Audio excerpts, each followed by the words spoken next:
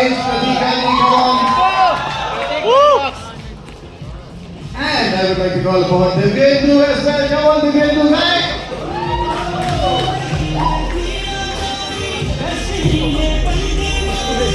Okay. Fabulous trailer. I'm in love with it. Everybody here, वो तो देख के समझ आ गया उनको एक डायलॉग पे इतना मजा आ रहा था, एक चीज पे इतना मजा आ रहा था. The looks also full power pack. It's mind blowing. Guys, did we love it? Come on. Yeah. Okay, मैं आप लोगों को मौका देने वाला हूँ क्वेश्चन पूछने का. बट मेरे पास भी माइक है तो मैं शुरू करने वाला हूँ कुछ चीजों के बारे में.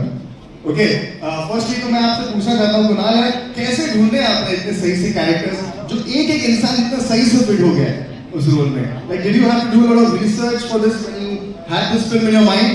Not at all. Actually, to be very honest, this was जैसे लोग कहते हैं ना कि this is a product of love. I think this is a product of rage. जब बहुत ज़्यादा गुस्सा आया हुआ था ना, ऐसा लग रहा था कि क्या हो रहा है, घर बैठे कुछ समझ में नहीं आ रहा है क्या करें. तो ऐसा लगा या तो मैं अब अपने आप पे गुस्सा होकर रहूं या फिर मैं कुछ ऐसा करूं जिससे खुद को भी हंसी आए दूसरों को भी हंसी आए. तो उसी से मडगांव एक्सप्रेस का जन्म हुआ था. तो ये किरदार, these are the characters that actually helped me out of this time in life, and they became like my imaginary best friends, and I started weaving a story around them. मुझे बस इतना पता था कि ये तीन दोस्त हैं और जैसे हम बचपन में गोवा जाना चाहते थे, इनको भी बार कभी मौका नहीं मिला है जाने का. तो तीन ऐसे लोग जो बम्बई में रहते हुए भी 30-35 साल की उम्र में अब फाइनली पहली बार गोवा जाएंगे और किस तरह से उनके साथ क्या होगा.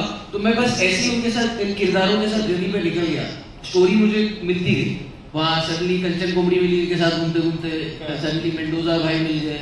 तो वैसे that's the way I actually discovered. So these characters that you thought of, ये आपको imaginary way में मिले या आपको ऐसे characters actual में मिले जिनके ऊपर आपने फिर नहीं किसी पे आधारित नहीं है. लेकिन मुझे ऐसा लगता है कि कहीं ना कहीं जब आप लिखते हैं तो you borrow from your own life and things that you heard or you read about.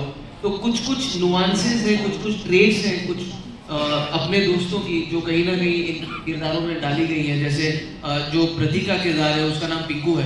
मेरा एक बहुत ही खास दोस्त है बचपन से और अभी भी दोस्त है. और उसकी अभी तक ये आदत है कि वो बचपन से भी जब घर से हम कहीं जाते थे तो तब तो सेलफोन नहीं थे, तो स्टेशन पहुंचते वो पहला फोन लगाता था मम्मी को. हाँ मम्मी हम अभी स्टेशन पहुंच गए. फिर हम ट्रेन पे चढ़ के वहाँ पहुंचते थे तो वहाँ से एक फोन लगता था कि हम उतर गए हैं. फिर स्टेशन मतलब पिक्चर देखने गए तो वो ऐसा लगता था जासूस लेके चल रहे हैं कि ये सारी खबरें देता जा रहा है. और मजे की बात है कि अभी उसकी शादी हो गई है, अभी भी वो ऐसा ही करता है. लेकिन अब उसको एक और कॉल लगाना पड़ता है अपनी बीवी को, उसको भी बताना पड़ता है हम कहाँ हैं. तो वो कहीं ना कहीं उसका एक मुझे वो नुआंस था जो मैंने पिंकू के किरदार में डाला. अविनाश का जो आयुष है वो हमेशा वो लड़का था जो लोग कहते हैं ना कि बेटा ऐसे लोगों से दोस्ती करो, ऐसे बच्चों से दोस्ती करोगे तो तुम्हारा भी अच्छा होगा. जो बहुत ही आइडियल बच्चे होते हैं वो था. दिव्येंदु वो कैरेक्टर था जो कहते हैं बेटा इससे दोस्ती मत करो, ये डुबा देगा, ये बर्बाद कर देगा तुमको. तो वो वैसा दोस्त था. तो इन ऐसे तीन लोगों की दोस्ती जिसमें ऐसा लगे कि ये क्यों है इन दोनों के साथ, जो आयुष का कैरेक्टर है, ये इनका दोस्त कैसे बन गया. When we watch the film, yeah, we reveal the killer with that. ठीक है, before we watch the film on the 22nd of March, we're going to be watching the trailer now. I would request for all of you to please have a seat. Guys, huge round of applause for them.